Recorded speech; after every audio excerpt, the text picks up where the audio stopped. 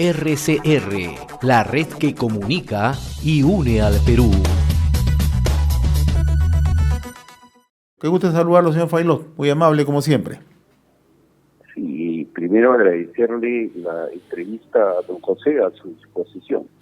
¿Cómo está analizando la situación en el país, ¿no? Hemos tenido días de convulsión permanente, ¿no? Primero con la vacancia presidencial del expresidente Martín Vizcarra, ¿no?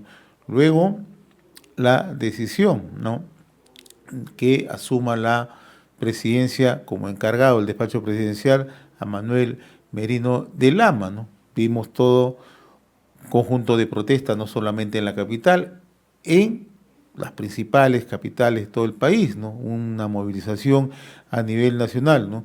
Y ayer el Congreso eligió la mesa directiva y por ende, de acuerdo al marco constitucional, asume Francisco Sagasti como presidente de la República. Me gustaría conocer una primera impresión suya, por favor. Sí, en principio creo que sería bueno poder tener algunos antecedentes que hace que este gobierno caiga, el gobierno que asume luego de la vacancia presidencial. O sea, teníamos que preguntarlo qué de lo malo hizo tan bien y qué de lo bueno lo hizo tan mal como para que la gente que lo apoyó, esta articulación de organizaciones que lo llevó al poder, terminara dejándolo abandonado a su suerte, ¿no?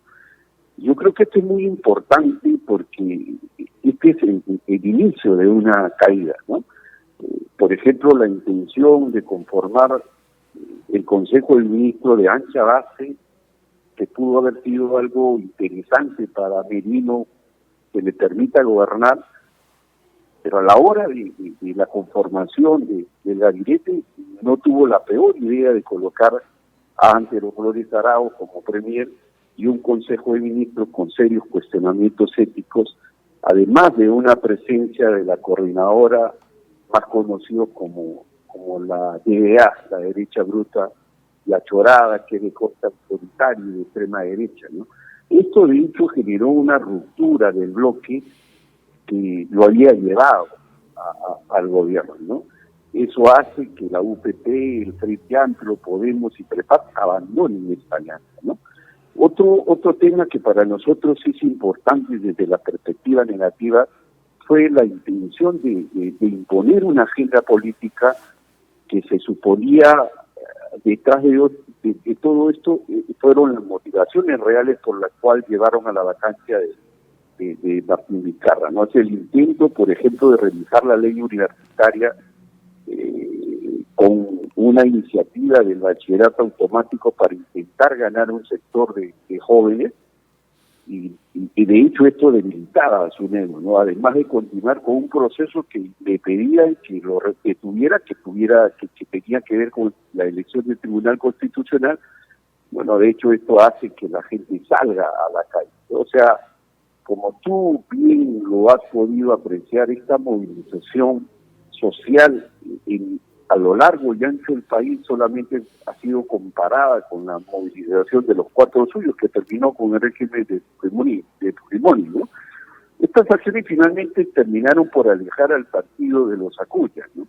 El socio clave que le estaba dando hasta ese momento un soporte, le da finalmente la estocada final, cambia la correlación de fuerzas al interior del Congreso, dejándolo prácticamente aislado al presidente, ¿no? Al final, la gente le quita toda la confianza, ¿no? Finalmente, el pronunciamiento de un sector de empresarios, o sea, el CEO de Alicor, del Grupo Romero, la misma presidenta del IPAE y el mismo Gastón Acurio terminan por aislarlo, ¿no? Y a eso le sumas el desconocimiento, ni siquiera desconocimiento, ni siquiera nadie mencionó en el mundo la asunción de Merino, ¿no? Y la OEA, es más, plantea que el Tribunal Constitucional se pronuncie frente a ellos, y eso de hecho termina aislándolo totalmente, ¿no?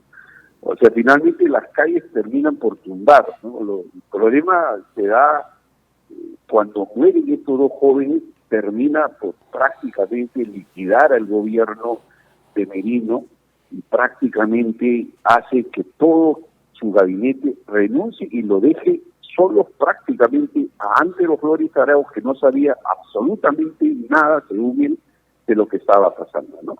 Estos elementos son muy importantes, José, porque este debe ser el derrotero de lo que no debe hacer por lo menos el gobierno. Entonces, ¿qué debe hacer el gobierno en principio, ¿no? Y yo creo que de una u otra manera, más o menos está configurándose como algo interesante, por lo menos los nombres que se han venido esbozando, ¿no? O sea, una de las primeras cosas que creo yo que el gobierno debe hacer es ese gabinete de ancha base que tenga no solamente solvencia técnica y política, sino también una solvencia moral, que garantice un gobierno de transición democrático que le dé tranquilidad y paz para todos nosotros, ¿no? Y que haga que el bicentenario sea viable, ¿no? Y esto debe ir acompañado de una agenda de corto plazo que aborde temas fundamentales como es cómo encaramos el tema de la reactivación económica y el tema de la lucha contra la pandemia, que son temas fundamentales que están en la agenda y que tienen que ser resueltos. Y en este proceso hay que involucrar a todos los gobiernos regionales y locales, porque el tema de la reactivación económica no es un tema que se puede manejar solo de Lima. Ya incluso, como tú debes conocer, hubo un gran evento donde se reunieron todas todos los gobiernos regionales y las cámaras de comercio de las zonas de frontera planteándole una agenda al gobierno. Lamentablemente, la ruptura del orden democrático termina pues de interrumpir ello. Y ahí habían cosas interesantes como un levantamiento progresivo de la zona de frontera o un protocolo binacional. El otro tema era la creación de un fondo de desarrollo para la reactivación económica en zonas de frontera, que está en la ley de zonas de frontera, pero que no se cumple. Y un tercer elemento tiene que ver con el tema de la conectividad, que son aspectos que sufren mucho esta zona de frontera. Otro tema que yo también veo que hay una demanda que nos resulta muy importante tomarlo en cuenta, es el tema del castigo a los que han resultado responsables de la muerte de estos dos jóvenes, ¿no? De Inti Sotelo y de Brian Pintado, ¿no? Y esto pasa por modificar ese reglamento que aprobó Alan García en su momento sobre el tema de las intervenciones de las Fuerzas Armadas y Policiales que les da licencia para matar o lesionar impunemente. Esto no puede ser, porque esto no permite que efectivamente las marchas se den en los términos que se supone deben darse, ¿no? Y otro tema que también a nosotros nos parece escandaloso a toda luz es el tema de la anulación, creo yo, de todo lo que ha actuado este gobierno, porque mucha gente dice, no pasó nada, no se movió un alfiler. Mentira, ha habido un contrato con una sucursal de la Telefónica que se ha dado en un solo día, donde se le otorga licencia o concesión por 20 años. Entonces, estas cosas, José, no pueden pasar. Y finalmente, creo yo que hay que tratar de garantizar el cumplimiento de esa agenda electoral en los plazos establecidos. Ahora, lo que usted plantea en realidad es una agenda mínima que va a tener que desarrollar el presidente Sagasti conjuntamente con el gabinete, ¿no? Uno es el tema de la reactivación, el tema de la lucha contra la pandemia y el otro del tránsito democrático. Pero hay un tema que, de una u otra manera, ha sido el detonante de toda esta situación de crisis que vivimos en los últimos años, ¿no? El tema de la corrupción, ¿no? Porque incluso esto ha venido incubándose y ha comprometido a los últimos 3 presidentes, ¿no? Estamos hablando de Pedro Pablo Kuczynski, Martín Vizcarra y también Manuel Merino. O sea, allí se estriba exactamente uno de los temas principales. ¿Cómo tiene que enfrentarse este tema? Sí, totalmente de acuerdo. Tienes razón. Esa es una obviedad que he hecho, que en realidad es imperdonable, porque justamente este tema fue un tema que desencadena, como tú señalas, todo este proceso de movilización social y que obviamente pone en cuestión justamente el golpe que le dan a Martín Vizcarra, ¿no? Y lo hace más del 50% del Congreso. Y a toda luz fueron 68 congresistas que fueron de una u otra manera presionados para dar esta vacancia, porque esta vacancia era muy difícil de preverla. Ahora, esto tiene que ver con el Tribunal Constitucional, tiene que ver con el Ministerio Público, ¿no? Entonces, todo este tema del Poder Judicial, que también es un tema que está pendiente, puede permitir dar tranquilidad de que el caso Odebrecht no se va a interrumpir y que la Procuraduría no va... Y acá, cuando hablamos del tema de corrupción, estamos hablando de todos, no solo de los 3 últimos periodos, sino de los últimos 30 años. O sea, este país está cansado de la corrupción porque tiene todos sus presidentes cuestionados o acusados por corrupción. O sea, todos los presidentes de los últimos años, más uno que terminó suicidándose para evadir la justicia, ¿no? Entonces es un punto muy importante que tú has planteado y que yo he obviado. Efectivamente, este es un tema que tiene que ver con el Tribunal Constitucional y que tiene que ver con todos los procuradores, porque uno de los errores de este gobierno, que a todas luces tenía que ver con muchas cosas, fue no solamente la demanda competencial que exige, apenas llega la ministra, le exige la renuncia al procurador, no solo con la intención de la demanda competencial, sino también debilitar el trabajo de los procuradores para seguir trabajando todo este tema de la corrupción. Y cuando hablo de corrupción, incluyo a todos. Acá no se salva a nadie, José. Ahora, en este tema, justamente de la corrupción, hay un elemento que poco se ha abordado en el país en los últimos años, ¿no? La corrupción ya tiene justamente es transversal, ¿no? Porque no solamente ha afectado al Poder Ejecutivo, al Congreso, a las instituciones, a los gremios empresariales, pero hay un elemento clave que poco se ha tocado, como son los gobiernos subnacionales, ¿no? Y si nosotros nos ponemos a reposar, señor Faylot, lo que ha ocurrido, solamente para citarle, entre el 2011 hasta el 2015 o 2016, la situación es muy dramática, por llamarla de alguna manera. César Villanueva, presidente del Consejo de Ministros en la región San Martín. Le puedo citar a César Álvarez en Ancash. En el sur del país le puedo citar a Óscar Jiménez en Tacna. Omar Jiménez en Tacna. A Yamila Osorio, que está siendo investigada en Arequipa. Martín Vizcarra, que está siendo investigado en Moquegua. A Curio Tito, que está purgando prisión en estos momentos del Cusco. El señor Segovia en Apurímac, ¿no? Oscorima en Ayacucho, y así por el estilo, ¿no? Y este es un tema central que abordar, y usted lo maneja muy bien en el sentido de hacia dónde justamente estos ingentes inversiones han ido a parar, ¿no? Desembolso, ¿no? Producto del canon, producto de regalías, producto de la transferencia de los gobiernos centrales, no se han ejecutado las obras. Y eso genera ciertamente el descontento de la población, porque la población esperaba que llegue eso a sectores pobres o sectores en pobreza extrema, ¿no? Y eso no ha llegado, ¿no? ¿Cómo analiza usted este tema? Mira, para mí eso es gravísimo, ¿no? O sea, efectivamente hay muy poca gente que le ha puesto la lupa.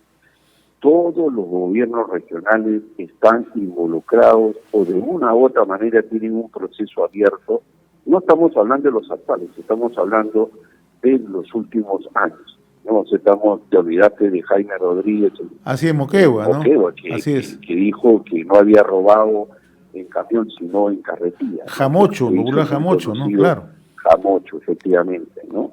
Y bueno, y todos los que tú has mencionado, ¿no? Y eso, por ejemplo, es algo que por hablar, para entrar a un tema que a mí me parece fundamental, ¿no? Para que tengas una idea solamente, se ha recibido 62.000 millones de soles en los últimos 15 años. Si tú solamente le quitas el 10%, que ahora ya no es 10, ahora están cobrando 15, 20%, ¿no? Así es de escandaloso. Y te lo digo porque a mí me ha pasado como consultor, ¿no? El pretender querer cobrarme un porcentaje, y yo lo voy a decir obviamente en el momento que yo crea oportuno, ¿no? Que en realidad es escandaloso. O sea, si solo tú hablaras de un 10%, habría una fuga solamente por ingresos del canon minero de 6.200 millones de soles. Esto es 4.000, cerca de, sí pues, cerca de 1.800 millones de dólares. O sea, estamos hablando de un montón de dinero.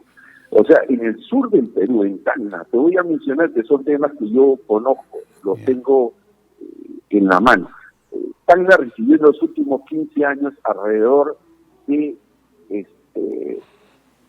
5.600 millones de soles, exactamente. O sea, 1.500 millones de dólares. En el caso de Moquegua recibió 4.500 millones de dólares.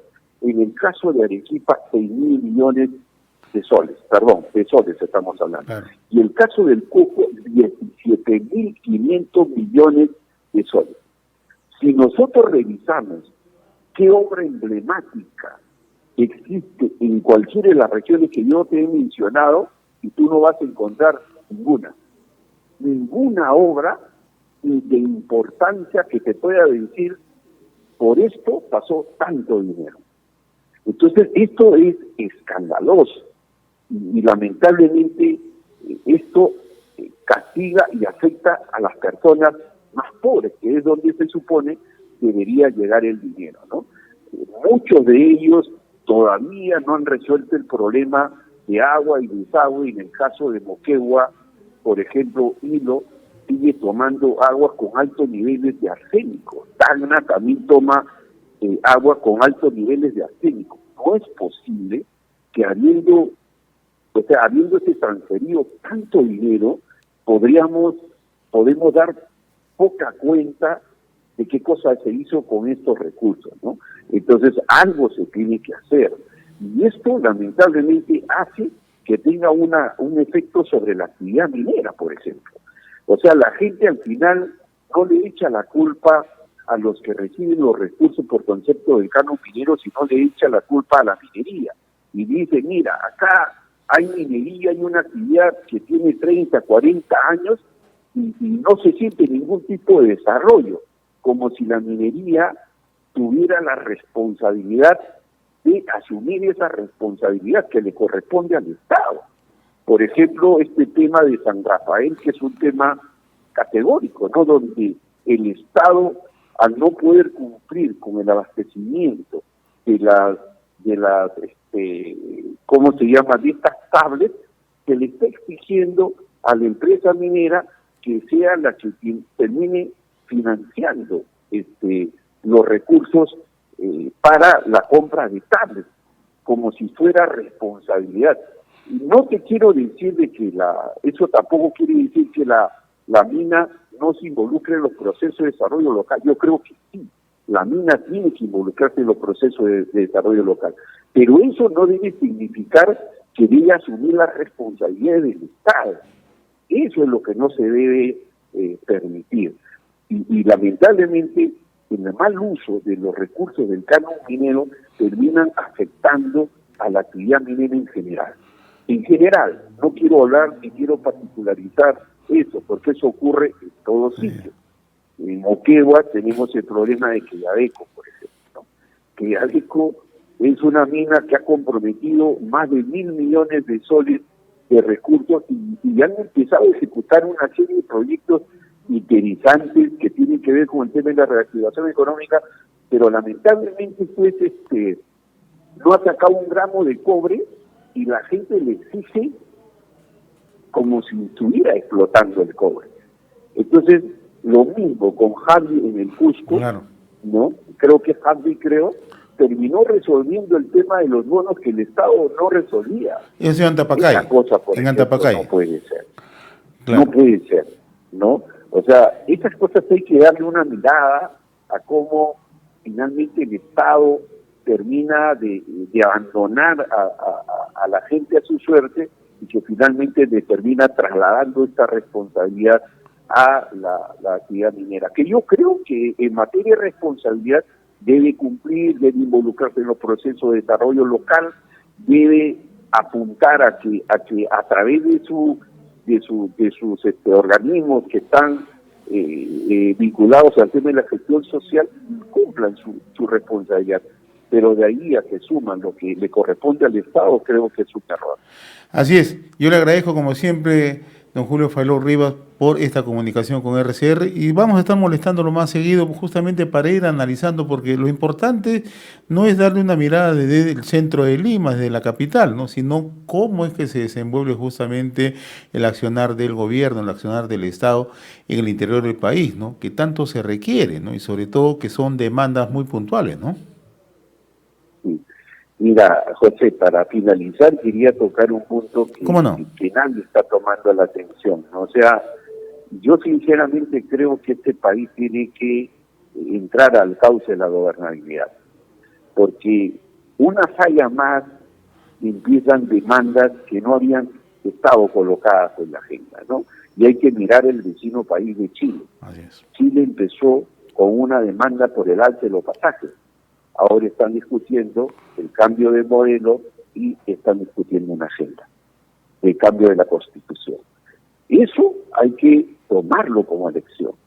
Y los poderes de veras que están detrás de todos estos procesos deben ponerse a pensar de que si se embarcan en situaciones muy, muy complejas, pueden terminar perdiendo soga y cabra.